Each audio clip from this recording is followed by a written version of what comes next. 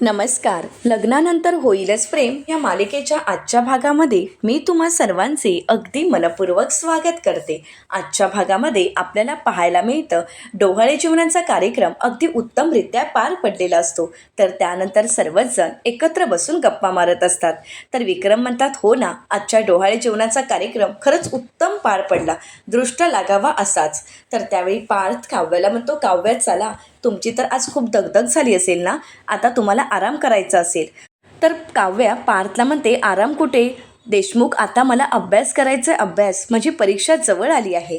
तर त्यावेळी शारदाताई म्हणतात, डोहाळे जेवणाचा तर कार्यक्रम झाला, डिलिव्हरी कधी होईल हे काही माहीत नाही, पण तुझी परीक्षा कधी आहे. तर त्याचवेळी गुरुजी त्या ठिकाणी येतात आणि शारदाताईंचे या प्रश्नाचं उत्तर देत म्हणतात 16 ऑगस्ट. आता मात्र गुरुजींना पाहून सगळ्यांनाच थक्का बसतो. मानिनीताई म्हणतात, गुरुजी तुम्ही या ना या, असं म्हणत सर्वच जण गुरुजींना घरात बोलावून घेतात. आता गुरुजी आलेत हेच पाहतात सगळेच जण घाबरून गेलेले असतात, कारण गुरुजी येताच काहीतरी संकेत देऊन जातात हे सगळ्यांनाच माहीत असतं. तर आता गुरुजी सर्वांना म्हणतात, बसा ना, तुम्ही सर्वजण उभे का आहात. तर मानिनीताई म्हणतात, हो बसतोच, थांबा ना, मी तुमच्यासाठी चहा घेऊन येते. तर गुरुजी म्हणतात, नाही नको मानिनी, बसतो. तर मानिनीताई म्हणतात, गुरुजी तुम्ही असे अचानकच. तर गुरुजी म्हणतात, हो, काव्याच्या बाळाला आशीर्वाद देण्यासाठी आलो आहे, आणि सगळ्यात महत्त्वाचं म्हणजे काव्याला तिच्या परीक्षेसाठी शुभेच्छाही. तर त्यावेळी गुरुजी काव्याला विचारतात, काय मग काव्या, तुझ्या परीक्षेचा अभ्यास कसा चालू आहे. 16 डिसेंबरला तुझी परीक्षा आहे ना. तर काव्या आता पार्थकडे पाहते आणि म्हणते की हो, अगदी ठीक चालू आहे. तर त्यानंतर गुरुजी मानिनीताईंना म्हणतात, मानिनी तुझी तब्येत कशी आहे. तर मानिनीताई म्हणतात, मी अगदी ठीक आहे, परंतु गुरुजी. तर गुरुजी म्हणतात, काही नाही ग मानिनी, काळजी करू नकोस. तर काव्याची परीक्षा ही 16 ऑगस्टला आहे, परंतु 16 डिसेंबर किंवा 16 ऑगस्ट, 16 अंक हाच देशमुखांसाठी चांगला नाही आहे. खरं तर 16 हा अंकच देशमुखांसाठी धोक्याची घंटा आणि मोक्याचा ठरू शकतो. आता मात्र सर्वच जण घाबरतात. मानिनीताई म्हणतात, गुरुजी. तर गुरुजी म्हणतात, मानिनी काळजी करू नकोस, शेवट हा गोडच होणार आहे, शेवट चांगलाच होणार आहे, जे काही घडणार त्यातून चांगलीच गोष्ट साध्य होणार आहे. पण त्या दिवशी बहुधा सगळ्याच गोष्टीतून सुटका होणार आहे. आता मात्र शारदाताई नंदिनीकडे पाहतात. नंदिनी घाबरलेली असते. तर इथे मानिनीताई घाबरतच गुरुजींना विचारतात, सुटका होईल म्हणजे कोणाची आणि कशातून. तर गुरुजी मानिनीताईंच्या प्रश्नाचं उत्तर देत म्हणतात, आता कोण कशात अडकला आहे, कोण कशात गुंतला आहे, हे ज्याचं त्याला माहीत, आणि सत्य समोर आल्यानंतर कोण त्याच्याकडे कसं बघेल हे ज्याचं त्यालाच माहीत. आता मात्र नंदिनी पूर्णपणे घाबरून गेलेली असते. नंदिनीला अंदाज आलेला असतो की गुरुजींचा संकेत हा कदाचित आपल्यासाठीच असू शकतो, आणि त्यामुळेच नंदिनी शांतपणे हे सगळं काही ऐकत असते. तर गुरुजी पुढे म्हणतात, पण काळजी घ्या, कारण 16 ऑगस्ट हा दिवससुद्धा 16 डिसेंबरसारखाच वादळी असणार आहे, आणि ते वादळी वारे बहुधा आदल्या रात्रीपासूनच वाहायला सुरू होतील. आता मात्र घरातील सर्वच जण घाबरून गेलेले असतात. नंदिनी जीवाकडे पाहत असते. जीवा नंदिनीला म्हणतो, घाबरू नकोस, असं काही होणार नाही. तरी ते काव्या पार्थकडे पाहते आणि त्यानंतर आपल्या पोटावर हात ठेवत ती आपल्या बाळाची काळजी करत असते, कारण गुरुजींचा संकेत आणि जर काही भयंकर घडणार असेल तर आपल्या बाळाला यातून काही व्हायला नको याची भीती काव्याला वाटत असते. तर इकडे रम्या विचार करते आणि म्हणू लागते, 16 ऑगस्ट आणि त्याच्या आदल्या रात्रीपासूनच या सगळ्याची सुरुवात होणार आहे, म्हणजे 15 ऑगस्टची रात्र. आता मात्र पार्थ आणि काव्या झोपी गेलेले असतात आणि बाहेर खूप जोराचा वारा सुटलेला असतो, विजा कडकडत असतात. बाहेरचं वातावरण तर पूर्णपणे बदलून गेलेलं असतं. तर इकडे पार्थला गुरुजींचं बोलणं आठवतं. गुरुजी म्हणालेले असतात की येणारा काळ हा तुमच्यासाठी खूप कठीण असेल, परंतु काळ कोणताही असला तरीसुद्धा तुम्ही मात्र तुमचे हात सोडू नका. तुमचे हात कायम घट्ट पकडून आयुष्यभर तसंच राहायचं आहे, कारण जिथे साथ अखंड असते तिथे नियतीला सुद्धा हार मानावी लागते. येणारा काळ कठीण वळण घेणार आहे. ह्या सगळ्या गोष्टी ज्यावेळी पार्थला आठवतात त्यावेळी तो सुद्धा पूर्णपणे बिथरून गेलेला असतो. आणि त्याचवेळी पार्थला दरवाजाची बेल ऐकू येते. पार्थ दरवाजा उघडतो तर पाहताच काव्या पूर्णपणे भिजून घरी आलेली असते आणि काव्या पूर्णपणे घाबरलेली असते. तर त्यावेळी पार्थ काव्याला विचारतो, काव्या काय झालंय. तर त्यावेळी काव्या म्हणते, देशमुख आपलं बेबू. तर त्यावेळी पार्थ विचारतो, बेबू, आपला बेबू कुठे आहे काव्या. काव्या म्हणते, माहीत नाही, माझ्यासोबत होता पण आता नाही आहे, कुठे गेला खरंच मला माहीत नाही. आता मात्र पार्थ काव्यावर चिडतो आणि म्हणतो, माहीत नाही म्हणजे? काव्य, आपला बेबू कुठे आहे? मला काहीही माहीत नाही. काव्य, आत्ता जाऊन आपल्या बेबूला शोधून घेऊन या, आणि जर तुम्ही आपल्या बेबूला शोधून घेऊन नाही आलात तर तर त्यावेळी काव्या पार्थला विचारते, तर काय देशमुख? तर त्यावेळी पार्थने ठणकावून सांगितलेलं असतं, तसं जर काही घडलं, आपला बेबू जर सापडला नाही तर आपला काव्यार्थच संपलाय काव्या. आता मात्र काव्य ही घाबरलेली असते आणि त्या क्षणी पार्थचे डोळे उघडतात, त्याला जाग येते आणि त्यावेळी मात्र पार्थ घामाघूम झालेला असतो. हे पार्थला पडलेलं स्वप्न असतं. पार्थ काव्याकडे पाहतो. काव्या मात्र शांतपणे झोपलेली असते. पार्थ काव्याच्या डोक्यावरून हात फिरवतो, तिच्या पोटावर हात ठेवतो आणि मनाशीच म्हणतो, किती भयंकर स्वप्न होतं हे. नाही, असं काहीही घडायला नको. आमच्या बाळाला काही त्रास तर होणार नाही ना? युनिव्हर्स मला काही संकेत तर देत नाही आहे ना? आता पार्थच्या मनात असंख्य प्रश्न उपस्थित असतात. त्याला काव्याची, त्याचबरोबर त्याच्या बाळाचीही काळजी वाटत असते. तर दुसऱ्या दिवशी सकाळी रम्या वसुआत्यांना म्हणते, गुड मॉर्निंग आई. तर त्यावेळी वसुआत्या तिला म्हणतात, डोंबलाचं गुड मॉर्निंग. तर त्यावेळी रम्या विचारते, काय झाले आई? तर वसुआत्या म्हणतात, कॅलेंडर. अगं, कॅलेंडरमधल्या तारखा कशा बघायच्या हे मला तुला शिकवायचं आहे. रम्या म्हणते, काय आई, काय बोलतेस तू?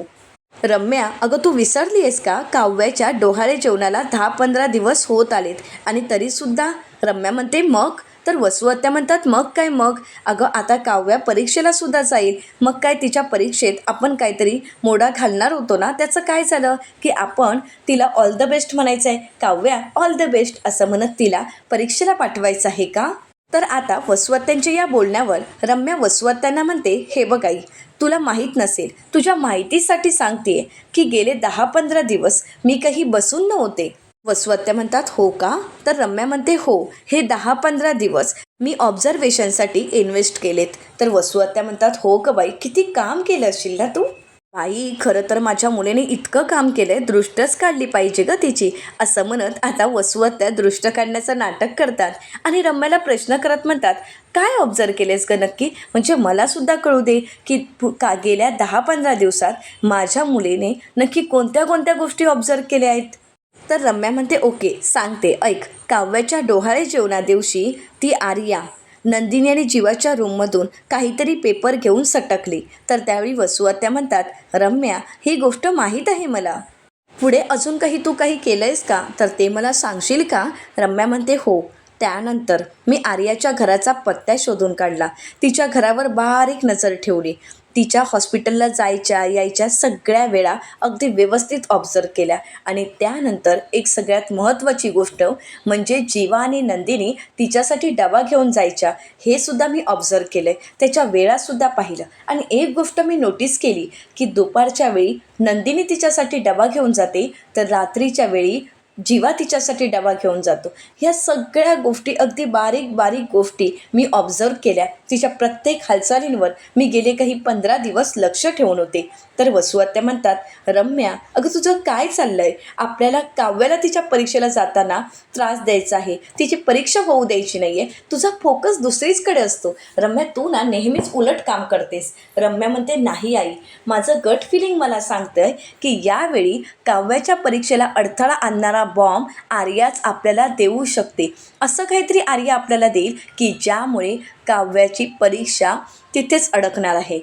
तर आता वसुआत्या रम्याला म्हणतात, पण रम्या, त्यासाठी आर्याने नक्की कोणते पेपर चोरलेत हे आपल्याला कळायला नको का? रम्या म्हणते, एक्झॅक्टली आई, अगं तू बोलतेस ते खरं आहे आणि ते सगळे पेपर, ते सगळे पुरावे आजच आपल्याला कळतील. वसुआत्या म्हणतात, हो. रम्या म्हणते, हो, आज मी आर्याच्या घरी जाणार आहे. तर वसुआत्या म्हणतात, अगं बाई, तिथे जाऊन काय करणार आहेस? आर्याला सांगणार आहेस का की आर्या, तू जीवानंदिनीच्या रूममधून जे पेपर चोरलेस ते मला दाखवतेस का? असं तिच्याशी बोलणार आहेस का? तर त्यावेळी रम्या वसुआत्यांना म्हणते, आई, रम्या, तिथे जाऊन तू असं करणार आहेस का? तर रम्या वसुआत्यांना म्हणते, हे बघ, मी तिथे जाऊन काय करणार आहे ना, हे तुला आज रात्रीच कळेल. तोपर्यंत वेट अँड वॉच असं म्हणत आता रम्याने पुढचे डावफेच आखलेले असतात. पुढे काय करायचं या सगळ्याचं नियोजन तिने व्यवस्थित केलेलं असतं. आणि आता फक्त रम्या त्या क्षणाची वाट पाहत असते की तो बॉम्ब कधी आपल्या हाती लागतो. होऊन देत असतो. त्याचा लक्ष मात्र दुसरीचकडे असतो. तो कुठल्या तरी विचारात हरवून गेलेला असतो. हे सगळं काही मानिनीताईंच्या लक्षात येतं. तर त्यावेळी मानिनीताई म्हणतात, बस पुरे झालं. गेली 20 मिनटं तू माझे पाय चिपतोयस. बोल, काय बोलायचं आहे तुला? तर पार्थ म्हणतो, बोलू म्हणजे? तर मानिनीताई म्हणतात की मला माहीत आहे गेली 20 मिनटं तू माझ्या पायाशेजारी बसून आहेस, परंतु तुझ्या मनात मात्र कुठले तरी विचार सुरू आहेत. तुला काहीतरी बोलावंसं वाटते. काय झालंय पार्थ? बोल ना, कसला विचार करतोयस? सांग ना मला. तर त्यावेळी पार्थ म्हणतो, काहीच नाही.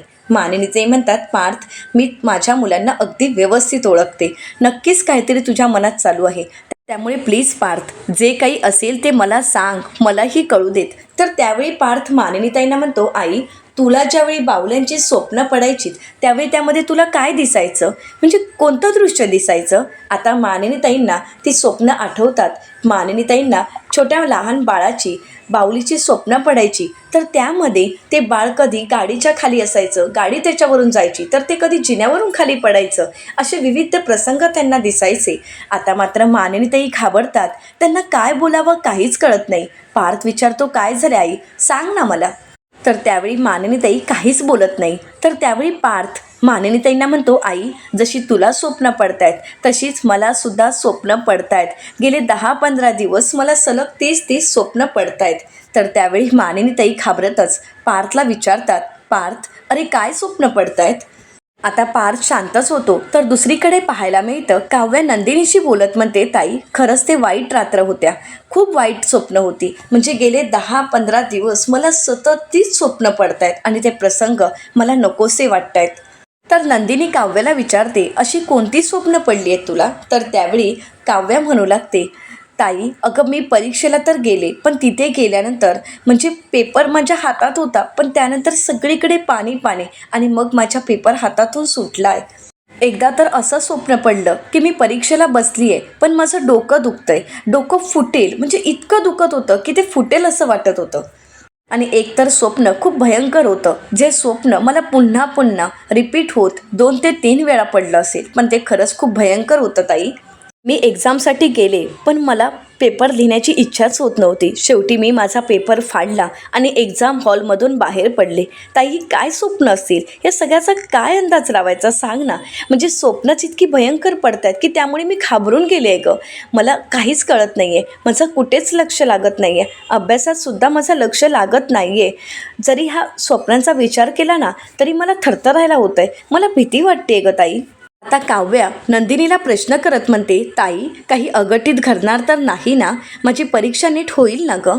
ताई, हे बघ, यावर्षी मला मेन्स द्यायची आहे गं. खरंच मला माझी मेन्स पूर्ण करायची आहे. पण ताई, यावर्षी मी देऊ शकेन ना? असं म्हणत काव्याने नंदिनीसमोर प्रश्न केलेला असतो. नंदिनी आणि जीवासुद्धा घाबरून गेलेले असतात. ते सुद्धा एकमेकांकडे पाहतात. तर दुसरीकडे मानिनीताई पार्थच्या डोक्यावरून हात फिरवत त्याला शांत करत असतात. तर पार्थ मानिनीताईंना भीती व्यक्त करत म्हणतो, आई, काही होणार तर नाही ना? माझ्या बेबूला काही होणार नाही ना? तू म्हणाली होतीस की बाळाच्या रिलेटेड कोणत्या वस्तू घरात आणू नका. त्यानंतर मी तो विचार मनातून कायमचा काढून टाकला. पण आई, नशीब माझं आणि काव्याचं सुख चिमटीत धरून बाजूला टाकणार तर नाही ना गं? मानिनीताई पार्थला आधार देत म्हणतात, नाही पार्थ, असं काहीही होणार नाही. तू तुझ्या मनातले हे सगळे विचार झटकून टाक बरं. असं काहीच होणार नाही. तू तुझ्या मनाला सतत हेच सांगत राहा की तुझ्या आणि काव्याच्या बाळाला काहीही होणार नाही. तर मानिनीताई पार्थला प्रश्न करत म्हणतात, पार्थ, मला एक सांग की या सगळ्याबद्दल तू काव्याशी तर काही बोलला नाही आहेस ना? तर दुसरीकडे पाहायला मिळतं, नंदिनी काव्याला म्हणते, काव्या, असं काहीही होणार नाही. अशा कोणत्याही गोष्टी घडणार नाही आहेत. काव्या गं, तू फार विचार करतेस. प्लीज हे सगळे विचार तुझ्या मनातून काढून टाक. पण काव्या, मला एक सांग, हे सगळं काही तू पार्थशी बोलली आहेस ना? तर काव्या म्हणते, नाही ताई, मी त्यांना यातलं काहीच सांगितलं नाही आहे. मी यातली कोणतीच गोष्ट त्यांच्यापर्यंत पोहोचू दिली नाही. कारण त्यांना जर काही कळालं ना, तर ते स्वतःला त्रास करून घेतील, टेन्शन घेतील आणि मला त्यांना कोणता त्रास किंवा टेन्शन द्यायचं नाही आहे. पण मला माझं मन मोकळं करायचं होतं ना, म्हणून मी तुमच्याकडे आली. माझ्या मनातली गोष्ट मी तुमच्यासमोर शेअर केल्या. तर जीवा काव्याला म्हणतो, बरं झालं तू आमच्याकडे आलीस. पण तुला एक सांगू का काव्या, तू ना या परीक्षेचं खूप टेन्शन घेतलंयस. त्याच टेन्शनामुळे तुला अशी ही भयंकर स्वप्न पडतायत. तू त्याचं काही टेन्शन घेऊ नकोस. तू रिलॅक्स राहा. तू जर असं टेन्शन घेत राहिलीस ना, तर मग तुला अशी भयंकर स्वप्न पडणारच ना गं. पण काव्या, खरं सांगू का, माझ्यावर विश्वास ठेव. मी तुला सांगतोय की तुझी परीक्षा ही खरंच बेस्ट जाणार आहे. तुला तुझे सगळे पेपर वाजवावेच लागणार आणि तू ते वाजवशील याची पूर्ण खात्री आहे मला. आणि हो, एक गोष्ट विसरू नकोस, तुझ्या या काळात तुझ्यासाठी 2 माणसं खूप मेहनत घेत आहेत. तर आता काव्या प्रश्न करत म्हणते, कोण 2 माणसं? तर त्यावेळी नंदिनी म्हणते, अगं मी आणि पार्थ आमच्याबद्दल बोलतायत शिवा. खरं सांगू का, तुझी परीक्षा ही माझ्यासाठी खूप महत्त्वाची आहे काव्या, आणि मला खात्री आहे तू तुझी परीक्षा उत्तमरित्याच देशील. तुझी परीक्षा व्यवस्थित व्हावी यासाठी मी देवासमोर रोज प्रार्थना करते. रोज देवासमोर एकच साकडं घालते की माझ्या काव्याची परीक्षा अगदी व्यवस्थित पार पडू देत. आणि मला माहीत आहे काव्यात सगळं काही ठीक होईल, कारण पार्थसुद्धा युनिव्हर्सकडे तीच प्रे करत असतात. मी त्यांना कित्येकदा बघितलं आहे, युनिव्हर्सकडे ते फक्त तुझ्यासाठी मागत असतात. तर नंदिनी काव्याला म्हणते, सो आता ही सगळी स्वप्न झटकून टाकायची आणि फक्त आयास होण्याचं स्वप्न ते ध्येय डोळ्यासमोर ठेवायचं. आणि तू जर असं केलं तरच तुझं स्वप्न लवकर पूर्ण होईल. तर आता नंदिनीच्या बोलण्यामुळे काव्याला आधार मिळालेला असतो. काव्या म्हणू लागते, थँक्यू ताई, खरंच तुमच्याशी बोलून खूप बरं वाटलं. तर काव्या आता जीवाला म्हणते, भाऊजी तुम्हालासुद्धा खरंच थँक्यू. खरंच तुम्ही खूप छान मला समजावलं. तर जीवा म्हणतो, वेलकम, कायमच तुमचं स्वागत आहे. तर त्यानंतर काव्या दोघांनाही म्हणते, खरं सांगू का, तर या घरात पार्थ नंतर तुम्हीच दोघं आहात ना की ज्यांच्याशी बोलून मला मन मोकळं करता येतं, त्यांच्याशी बोलून मला हलकं वाटतं, माझ्या मनातील भावना मी त्यांच्यासमोर व्यक्त करू शकते. अशी माझी 2 माणसं म्हणजे तुम्हीच आहात ना. पण हे अगदी खरं आहे, कारण आताही अगदी तसंच झालं आहे. तुमच्याशी बोलून तुमच्यासमोर मन मोकळं करून खरंच खूप हलकं वाटतंय मला. खरंच थँक्यू ताई. तर त्यानंतर काव्या नंदिनीला म्हणते, ताई भाऊजी तुम्हा दोघांना एक गोष्ट सांगू का, तुमची छकुली ना खरंच लक्की असणार आहे, कारण तिला असे छान समजावून सांगणारे आई वडील मिळणार आहेत. खरंच या जगातील बेस्ट आई बाबा, असं म्हणत आता काव्य जीवा आणि नंदिनीचं कौतुक करत असते. आणि नंदिनीचा हात हातात घेऊन ती त्या हातावर डोकं टेकून शांतपणे बसून असते. तर त्यावेळी नंदिनी दुसरा हात जीवाच्या हातात देते, कारण नंदिनीला काव्याची तिच्या बाळाची काळजी वाटत असते. तर जीवा नंदिनीला तिचा हात हातात घेत आधार देत म्हणतो, काळजी करू नकोस, मी आहे तुझ्यासोबत. तर दुसरीकडे पाहायला मिळतं, मानिनीताई पार्थच्या डोक्यावरून हात फिरवत पार्थला आधार देत म्हणतात, पार्थ अरे काळजी करू नकोस, असं काहीही होणार नाही. तू किती काळजी घेतोयस रे काव्याची. काव्याला भीती वाटू नये, तिला त्रास होऊ नये म्हणून गेले कित्येक दिवस ही गोष्ट तू तुझ्या मनात ठेवलीस, तिला काही कळू दिलं नाहीस. ही गोष्ट तू एकट्याने सहन करत राहिलास ना. पार्थ माझ्याशी का नाही बोललास तू? तर पार्थ म्हणतो, आई मी तुझ्याशी बोलणारच होतो, पण तुझी तब्येत ठीक नव्हती ना, आणि त्या अवस्थेत मी जर तुला काही सांगितलं असतं तर या सगळ्याचं तू टेन्शन घेतलं असतं, तुला त्रास करून घेतला असतास, आणि हे सगळं मला अजिबात आवडलं नसतं. आई मला अजूनही आठवते मोहितेंच्या घरची मिसकॅरेजची हिस्ट्री ऐकल्यानंतर तू ओव्हर पॉझिटिव्ह झाली होतीस, तू घाबरली होतीस. तो प्रसंग मला अजूनही आठवतोय, म्हणून सांगायची हिंमत होत नव्हती, म्हणून वेळ घेतला. पण आई आता तुझ्याशी बोलून खरंच खूप बरं वाटतंय, हलकं वाटतंय. तुझ्यापाशी मन मोकळं केलं ना, खरंच खूप बरं वाटलं. पण आई असं ही स्वप्न कधी खरी होतात का?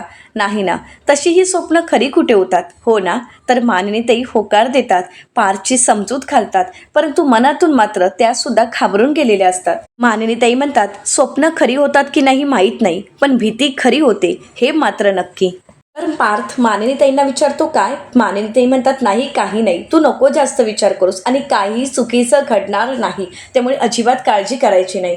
तर दुसरीकडे नंदिनी देवासमोर हात जोडते, गणपती बाप्पासमोर हात जोडत काव्यासाठी प्रार्थना करत म्हणते, बाप्पा तुला तर माहीतच आहे काही दिवसातच काव्याची परीक्षा सुरू होणार आहे. गेले कित्येक महिने एक गोष्ट, एक गुपित मी सगळ्यांपासून लपवून ठेवलं. आत्ता कुठे तिचं सगळं मार्गी लागताना दिसतंय, त्यामुळे या सगळ्यात कुठलाही अडथळा येऊ देऊ नकोस. तिच्यावर तुझा लक्ष असू देत, कृपा आशीर्वाद असू देत. तर त्याचवेळी आता नंदिनीला आर्याचा फोन आलेला असतो. तर नंदिनी आर्याला म्हणते, हो आर्या मला माहीत आहे डबा पाठवायला थोडा उशीर झालाय, पण मी आता लगेचच पाठवते ना. तर आर्या म्हणते, नाही नको, मी तुला तेच सांगण्यासाठी फोन केला होता की डबा पाठवू नको, माझं जेवण झालं आहे. नंदिनी म्हणते, तुझं जेवण झालंय म्हणजे? तर आर्या म्हणते, हो मी आताच बाऊलभर सूप प्यायली आहे. तर आता हे ऐकून नंदिनी म्हणते, सूप प्यायली आहेस? तुला मी म्हटलं होतं ना की तू बाहेरून काही ऑर्डर करू नकोस. तर आता आर्या नंदिनीला म्हणते, मी बाहेरून ऑर्डर केलं, असं काही म्हटलं आहे का? माझ्या एका पेशंटने मला पाठवलं होतं, अगदी घरगुती सूप होतं. सर राहू देत, तुझ्याशी काही बोलण्यात अर्थच नाही, असं म्हणत आर्या नंदिनीशी काही न बोलता फोन कट करते. आर्याची खूप चिडचिड होते. आर्या म्हणू लागते, खरंच दीड शहाणी बाई आहे, सतत पुढे पुढे करत असते. पण जाऊ देत, मला काय करायचंय, मी का तिच्यामुळे माझा मूड खराब करते? पण आज तर मला सुट्टी होती आणि आज दिवसभर घरी राहून एक कमाल गोष्ट मी एडिट केली आहे, असं म्हणत आता आर्या हॉलमधील लाईट बंद करते आणि त्यानंतर टी व्ही ऑन करत आता आर्याने केलेलं एडिटिंग ते पाहत असते. खरं तर आर्याने जीवाचे सगळे फोटो मिळवत त्या फोटोचं एक छान एडिटिंग केलेलं असतं आणि ते पाहता आर्या मात्र त्या फोटोंमध्ये जीवामध्ये हरवून गेलेली असते. आणि अचानकच बाहेर खूप जोराचा वारा सुटलेला असतो, लाईट गेलेली असते. आर्या घाबरते आणि म्हणू लागते, अचानक कशी काय लाईट गेली आहे, काय करू, नंदूला फोन करू का? परंतु त्याच वेळी दरवाजावर एक व्यक्ती उभी असते, ती दरवाजा वाजवते. आर्या विचारते, कोण आहे? आता आर्या दरवाजा उघडते तर तिच्या समोर वेश बदलून रम्या उभी असते. आता येणाऱ्या पुढील भागामध्ये आपल्याला पाहायला मिळतं, आर्याला काही कळण्या अगोदरच रम्या आता आर्याला बेशुद्ध करते आणि त्याच वेळी लाईट ऑन झालेले असतात. आता लाईट येताच टी व्ही चालू होते आणि त्या टी व्हीवर जो व्हिडिओ चालू असतो तो सुरू होतो आणि त्याच वेळी रम्या पाहते तर तिथे लिहिलेलं असतं, आय लव्ह यू जन्मीचे. आता रम्याच्या हाती खूप मोठा पुरावा लागलेला असतो. तर दुसरीकडे जीवा आणि नंदिनी एक गोष्ट शोधत असतात, पण ती मात्र त्यांच्या हाती लागत नाही आणि त्याच वेळी त्यांची लिगल डॉक्युमेंटची फाईल खाली पडते. तर दुसरीकडे आर्याच्या घराची झडती घेत असताना आता रम्याच्या हाती फाईल लागलेली असते आणि त्यामध्ये लिगल डॉक्युमेंट असं लिहिलेलं असतं. रम्या ज्यावेळी ती फाईल उघडते तर त्यावेळी रम्याला ते सरोगसीचे पेपर मिळालेले असतात. तर दुसरीकडे आता काव्या घाबरते आणि पार्थला म्हणते, गुरुजींनी तर आपल्याला संकेत दिलाय ना, मग नक्की काय घडणार आहे 16 ऑगस्टला? आता आर्या काव्या या सगळ्यांच्याच बाबतीत एक खूप वेगवेगळं घडत असतं. रम्याने हे सगळे काही डावफेच आखलेले असतात, परंतु आता या सगळ्याचा परिणाम काव्याच्या मेन्सच्या परीक्षेवर होईल का, की नंदिनीला सर्व घरातील समजून घेतील, हे पाहणं अतिशय रंजक ठरणार आहे. मित्रांनो, अशाच मालिकांचे नवनवीन अपडेट पाहण्यासाठी चॅनलला नक्कीच सबस्क्राईब करा. आजचा व्हिडिओ तुम्हाला कसा वाटला हे कमेंट करून नक्कीच कळवा. व्हिडिओ आवडला असेल तर व्हिडिओला लाईक करायलाही विसरू नका. व्हिडिओ पाहिल्याबद्दल तुम्हा सर्वांचे अगदी मनपूर्वक धन्यवाद.